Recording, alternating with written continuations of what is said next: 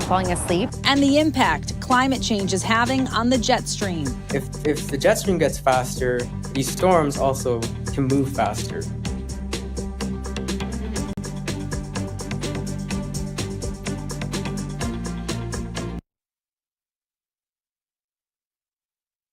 Good morning and welcome to the National Weather Desk. I'm Amira David. The punishing storm that inundated California with rain and snow is expected to move out of the region today, but it's leaving a mark. People here won't soon forget. At least 7 deaths in the state now blamed on that storm. More than a foot of rain also triggered at least 475 mudslides in the Los Angeles area and toppled at least 400 trees. The number of power outages across the state is down from over 500,000 to 70,000. And all that water contributed at least 6 billion gallons to Los Angeles's water supply.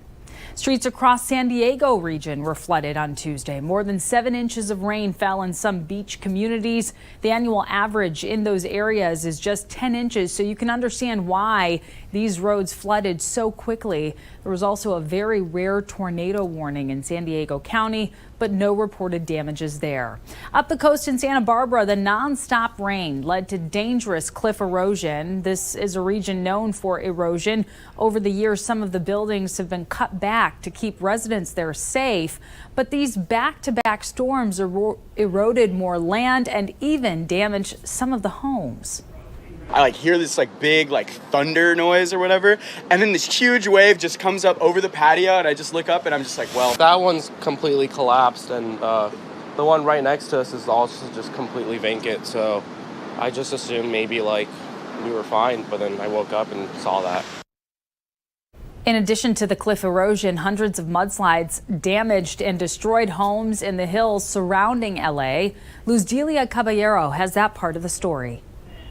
The trail of debris tells the story of what happened here. That whole thing came off. Matt Davis is talking about a home that was knocked off of its foundation. We were all startled awake by the sound of sustained thunder. It was just and you could hear the whole house was kind of shaking. Adding when he went outside, it was pitch black, but he could see one thing. So why would a piano be in the road? And that was about as far as I could see. The next morning, he walked out to this. The home that was lifted off its foundation and thrown into the middle of the road. It's just the mud alone did that. It was so powerful. And about a block away, mud and debris fill roads like this one, where it's hard to believe that there isn't a natural river flowing down because of the impact of the storm. And on Lock Ridge Road in Studio City, cleanup efforts are also underway as city crews work to clear debris off the road following yet another mudslide. The whole city of Los Angeles, 470 square miles, has been hit hard. LA Fire tells us 2 homes on this road were damaged. One is red tagged, deeming it unsafe to enter. The other one is yellow tagged, meaning that we'll let people go in and get their belongings but come back out. And while rain may not be as heavy through the week, does not mean we're out of the woods. We're going to have these hillsides continue to move. And Californians aren't out of the woods just yet. Another storm system moves into Northern California this morning, bringing rain to the Bay Area. It'll reach Southern California overnight, bringing some more showers, but thankfully nothing severe. And the latest round of storms delivered more than rain to Central California. Several funnel clouds were also spotted. Liz Gonzalez shows us what some residents were able to capture on camera. The sight of this funnel cloud was enough to stop Richard Valley on his drive through the outskirts of Corcoran Tuesday afternoon before 2. Ryan Knott likely spotted the same funnel cloud from Corcoran High School, as did Daniel McAllister. About 15 minutes later, viewer Gary Weeks spotted this funnel cloud, at times even playing peekaboo off Highway 99 south of Tulare. And check out this funnel cloud. This video taken a little after 4 in the afternoon by Matthew Westwood in Lemoore. Fox 26 viewer Isaac also recorded this video out of Lemoore. Bradley Winters, Yvonne Anaya, and Robert Anaya also sent in pictures from Lemoore. These last ones taken along Highway 41. In mountain communities, heavy snow has been the issue, with several feet falling in some areas. So much snow has fallen on California. The state's snowpack is up 20% this week. That's good news for the water supply, but bad news for travel. Michelle Guile has more. A little wet, slippery. I already ate it 3 times, and it's been good. I'm ready for snowboarding Sunday. Locals say it's finally sticking. When I tried to use my snowblower yesterday, it was so wet I could hardly use it. I had to be real slow and easy with it. And then it probably snowed another 6 inches last night. So it took me about an hour to dig out. The wet snow that had been coming down in the mountains got drier Tuesday, and it hung around on everything. Trees, cars, roofs, roads. Chains were required whether people liked it or not. I'm trying to come out here in this amazing winter storm and experience that fresh powder, but having a little difficulty first time putting on chains, being a Californian and all.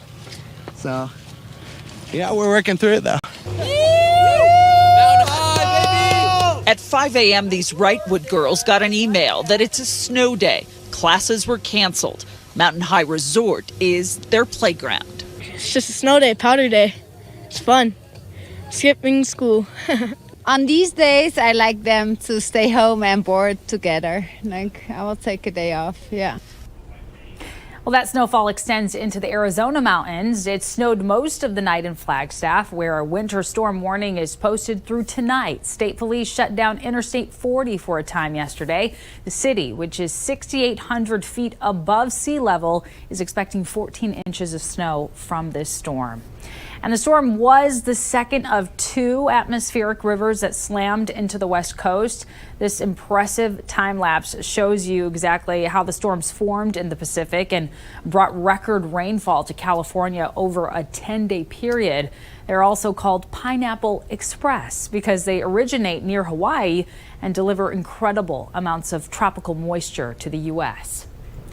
This week marks 46 years since the blizzard of '78, the historic storm that buried the Northeast under feet of snow. While the storm hit Pennsylvania, New York, and New Jersey, the biggest impact was in New England. Boston and Providence both broke snow records. The storm essentially shut down eastern Massachusetts and Rhode Island. Crews couldn't keep up with the snowfall and the hurricane-force winds that blew snow back onto the roads. Providence meteorologist Mark Searles shows us some of the incredible snowfall totals. Look back on it and sort of measure all storms up against the blizzard of '78. And here's the reason why. It really was our storm. It was, from just south of Boston, all of Rhode Island and Bristol County, Massachusetts. We owned the big numbers in this one, up to 3 feet, over 3 feet in Woonsocket. There was an unofficial number of 55 inches in Lincoln. The wind made it so difficult to measure accurately. There were crazy, crazy drifts of 20, 25 foot drifts because of these powerful hurricane force winds. But it was the one, Tamara, that we continue to measure all of the storms by. And the pictures of gridlock, I don't think people can imagine what it's like to actually get out, have to abandon your car and walk home and just leave it on the highway. Literally, that's what happened. Pretty incredible. And that storm came less than 2 weeks after what's known as the Great Blizzard of '78. That storm striking the Ohio Valley and Great Lakes regions in late January. And just like the blizzard in the Northeast, this one brought record snowfall and hurricane force winds. The blizzard also produced some of the lowest pressure readings on record in the United States. Thousands of National Guardsmen in Ohio and Michigan were called up to rescue people stranded in the snow. At one point, Indiana State Police considered all roads in the state closed. And a dog owner in Chicago is beyond grateful after firefighters rescued her 120-pound Great Pyrenees from the icy pond. It took some heavy lifting for fire crews to pull the soaking wet dog from the frigid waters. Belle was in that pond for nearly 30 minutes before she was rescued. And coming up on the National Weather Desk, we're going to take a look at how climate change is impacting the jet stream.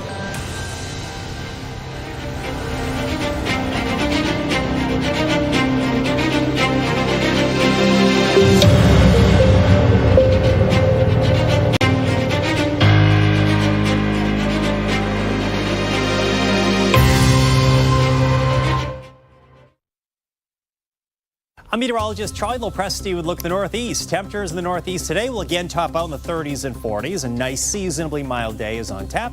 And the early morning clouds will break to a mostly sunny sky. Skies go partly sunny on Thursday. And if anything, temperatures may be a degree or two warmer. We have a lot of 30s and 40s once again making an appearance. Now, a warm front will make an appearance going into Friday. That may bring with it a few showers. And it looks like many areas will warm potentially into the 50s on Saturday.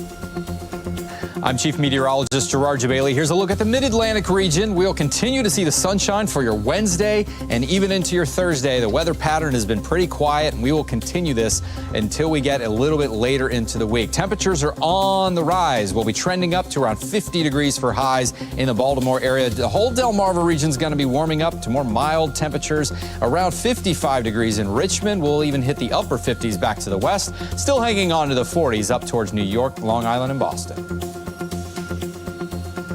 I'm meteorologist Charlotte Carl. Today we are going to be nice and cool. 50s in South Carolina and North Carolina, 60s for the majority of us, low to mid 70s in South Florida. Good news is there are mostly clear skies for all of us. This is this afternoon. We have some clouds building into Mississippi, Arkansas, and parts of Louisiana, but for the most part we remain clear until Thursday about mid-morning when we'll see some isolated showers pop up.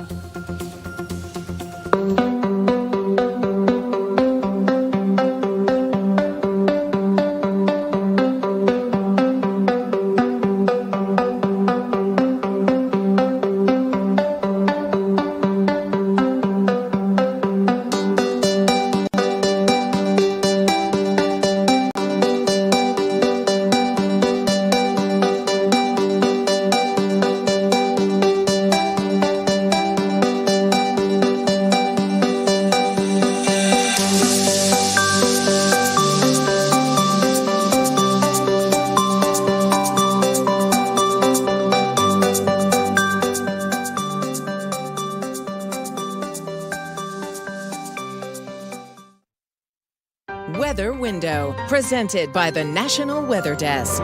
What a difference a day makes. The fog was so thick in Green Bay on Sunday, you could only see the tops of a few wind turbines. Throughout the day, the fog lifted out and fell back until the heat of the daytime sun helped it evaporate. And here's an unusual sight, rainbow sherbet colors filling the sky during sunset over a lake near Rochester, New York.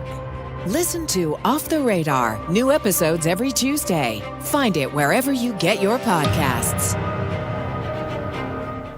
Warm winter temperatures in Wisconsin are creating an early transition from winter recreation to spring activities. Meteorologist Christian Palacio spoke with an RV dealer to see how business is going. As temperatures remain above average, ice and snow are becoming more scarce. With that being the case, how are some recreational businesses doing? Honestly, things have been picking up. Dustin Patterson is the sales manager at Bayside Outdoors. Even though the RV dealer is busy throughout the year, Patterson says spring is the most popular season for them. Now, obviously, summer is when most of these items are used the most, but spring, I think, is when units really start flying out of here. The influx of customers seems apparent when it seems like a false spring. It's turning into an early spring, and it's getting people active and getting them back wanting to get outdoors. Trailers are starting to go out the door again. Boat interest is coming around. While we may not be heading into spring quite yet, Patterson says now is the time to snag up some good deals on their units. With ice already breaking up, winter it looks like it's fading away. I would say now is the time for anybody that is getting ready for this season to start scooping things up now. With the likelihood of ice and snow making a comeback during the remainder of winter, Patterson says they can accommodate for your winter recreation needs. If people are picking things up in the middle of winter, and we know it's hard to store items, and where do you put things as soon as you were to buy them, we will store units for you if you're willing to get one earlier in the season. And then by that time, they're all ready to go in spring. They don't have to do any scrambling. As soon as that weather is nice and consistent. A mysterious sound as folks in Florida looking for answers. One of South Tampa's unsolved mysteries, a bass sound that can be mistaken for music. At least one expert believes it could be coming from mating fish. Eric Waxler has more on this phenomenon. Just like a low hum or a vibration more than it is a noise. This is the sound Sarah is talking about, recorded by Dr. James Lacasio when he did a dissertation on the phenomenon almost 20 years ago in Southwest Florida. They used to call it the Punta Gorda growl in the 1970s. So down there, it's been going on or known about for a long time. Other people in the mom group have described it as rattling their windows and waking up their family members, keeping them from falling asleep. Everyone has their own theory as to what is causing the noise. The most common belief is that this is just a party, or it's a boat somewhere that's blasting some music, has some serious bass going on. There are more colorful explanations, like testing at MacDill Air Force Base. Or it could be something more exciting, like aliens or... Lacasio, who is a scientist at Mote Marine Laboratory, says he has the likely answer. He says the black drumfish produce a bass sound during mating season. You can hear it here in this video from Captain Dustin Pack of Fly Tie Charters. There are a lot of different sound producers. Invertebrates produce sound, many fishes produce sound, marine mammals produce sound. This shows a school of the black drumfish shot by see-through canoe near Madeira Beach. You can imagine how much sound they all produce together. Sarah wants an answer so badly she started a GoFundMe to raise money needed for Lacasio to do more research using his underwater microphones. It feels like a fun adventure that I can really get behind, just to help the community and further science and maybe learn something in the process. A recent study shows that climate change is causing the jet stream to speed up. With a 2-degree warming trend over the next few decades, the changes could cut flight time across the Atlantic Ocean by 30 minutes. But there are also some major drawbacks to a faster jet stream. Emily Gracie sat down with the lead researcher to learn more. In the world that we live in, the fastest, top 1% of the fastest winds is about 240 miles per hour. And we decided to look at how those speeds in the jet stream changes. What we found is that this change is not even across whether you look at the average or the fastest winds. And interestingly, it's the fastest winds that sees the largest changes. So fastest winds get faster. Really got specific with this too, as far as exactly how much faster these winds could get per degree Celsius of warming, correct? Say in a 2-degree warmer world, which is what we're sort of targeting right now, we'll get a 4% change in the jet stream winds. And so what a 4% change for the fastest jet stream winds would imply is about a 10 miles per hour increase in the fastest winds in a 2-degree warmer world. While this is alarming in some ways I'm kind of thinking, like, are we going to get to Europe faster if we fly across the ocean? It will get faster. So when you get these faster jet stream winds, the travel from the U.S. to Europe will be faster, say about 30 minutes. But the way back will be slower. So it all cancels in the end. How does this affect, say, our daily weather patterns? The jet stream tends to steer weather systems, like low pressure systems. So if the jet stream gets faster, these storms also can move faster. What's more interesting, I think, is the impact it could have on severe thunderstorms. Jet stream winds get faster. You also increase these occurrences of very strong upper level divergence that leads to stronger updrafts. And whenever you have stronger updrafts, you have more violent thunderstorms, because it's really these updrafts that create clouds and form condensation and precipitation. Well, summer is months away, but Florida is spotlighting severe weather awareness this week. One focus is rip currents and other marine hazards. West Palm Beach meteorologist Jennifer Collins explains how to stay safe if you get caught in one and how to know if there's a warning. So what is a rip current? Well, it's a powerful and narrow channel of water that moves away from the coast. According to the National Weather Service, rip currents account for over 80% of rescues performed by surf beach lifeguards. If you're caught in a rip current, the most important thing is to not panic and avoid swimming against the current if you can. Instead, stay relaxed and swim sideways to the current or parallel to the shoreline until you're free. The best way to stay safe is to swim at a guarded beach and heed the advice of lifeguards. Speaking of the beach, what do all those flags mean? Well, there are 5 different flags you can see on any given day. A green flag means you have the all clear at the beach today. A yellow flag is just a slight step above that. It means you want to use caution when at the beach. It's best to swim near a lifeguard during these days. Red flags are days when you just want to avoid the water as much as possible. This means dangerous water conditions exist and high surf and rip currents are likely there. Strong swimmers should stay out of the water as well. Meanwhile, a double red flag means that the water is close to swimming and it's too dangerous for swimming to go on. Finally, a purple flag means that marine life has been spotted in previous days along the coast, which could be jellyfish, sharks, or even turtles and algae. And time now for a short break, but first we take in the views of Lake Washington just outside of Seattle.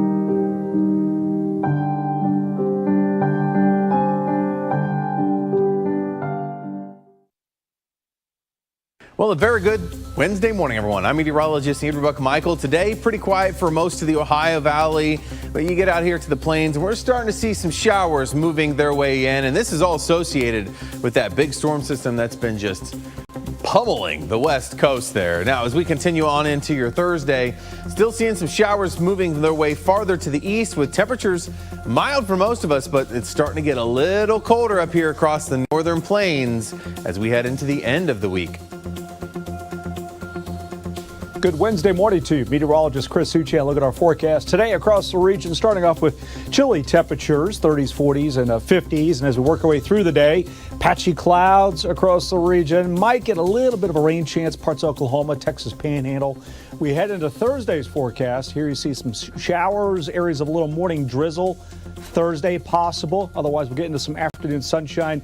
Windy as well. Some gusts there in Oklahoma City, 60s and 70s for highs.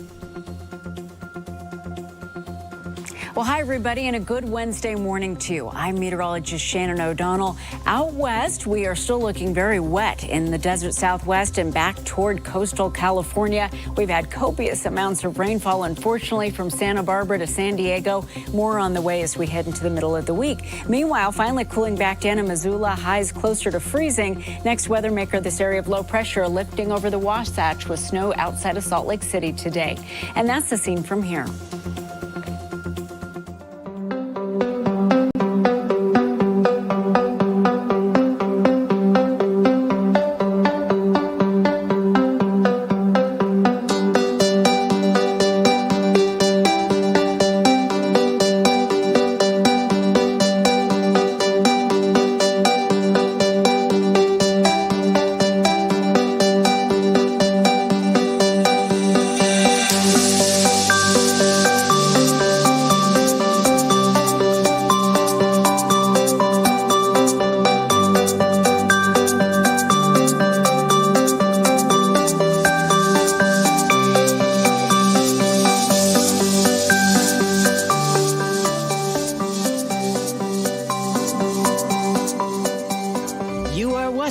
The National Weather Desk. When it comes to the cold, we most often turn to the thermometer to determine if we need to pull out that thick winter coat or can just get away with a light sweater. But wind chill also plays a major role in how cold you feel. Here's a recent Instagram post from meteorologist Lindsay Strauss explaining wind chill. You've probably heard the term wind chill before, and you know that when the wind is blowing, it feels colder than when the wind isn't blowing. But do you know the science behind why it feels colder when the wind is blowing? Take a look. When the air temperature is cold, our bodies lose heat to the air through convection. When there is little to no wind, a layer of that heat remains to help us stay warmer. But when it's windy, the moving air breaks up that insulating warm air and pulls heat away from your body faster, which makes it feel colder than it actually is. And now you know why the wind makes it feel so cold. And if you're looking for more content like this, be sure to check us out on social media, where we post the latest from our team of meteorologists across the country. You can find us on all of your favorite social media platforms. Just search the National Weather Desk. We'll be right back.